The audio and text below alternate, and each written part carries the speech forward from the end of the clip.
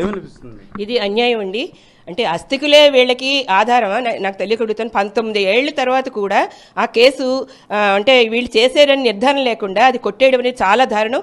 అందుకని ఈ రోజు అత్యాచారాలు కానీ లైంగిక వేధింపులు కానీ జరుగుతున్నాయంటే ఒక కేసుని తీసుకుని దాన్ని సమస్య పరిష్కార దిశగా ప్రభుత్వాలు వెళ్ళట్లేదు. కేంద్ర రాష్ట్ర ప్రభుత్వాలు కూడా అలానే ఉన్నాయి. మరి ఇన్ని జరుగుతున్నా కూడా కరెక్ట్గా తీసుకోలేదంటే ఇవే కారణం. ఏదైనా ఒక ఇష్యూ జరిగినప్పుడు ఖచ్చితంగా దాన్ని వాళ్ళు పరిష్కారం దిశగా వెళ్ళాలి. ఇన్ని మహిళా సంఘాలు ఎంత ఆందోళన చేస్తున్నాయి. ఎగ్జాంపుల్ నిర్భయ ఘటన ఏంటండి, 8 ఏళ్ల తర్వాత వాళ్ళు ఎన్కౌంటర్ చేశారు. అది కూడా న్యాయంగా చేయలేదు. ఆ అమ్మలు సరిగ్గా ఈ ఆయేషా మీరా అమ్మ కానీ నిర్భయ గారి అమ్మ కానీ ఎంత ఫైట్ చేస్తున్నారంటే మహిళా సంఘాలు కూడా చాలా ఆందోళన చేస్తున్నాయి. ఈ రోజు న్యాయం జరగకపోవడానికి కారణం ఇవే ఉదాహరణ.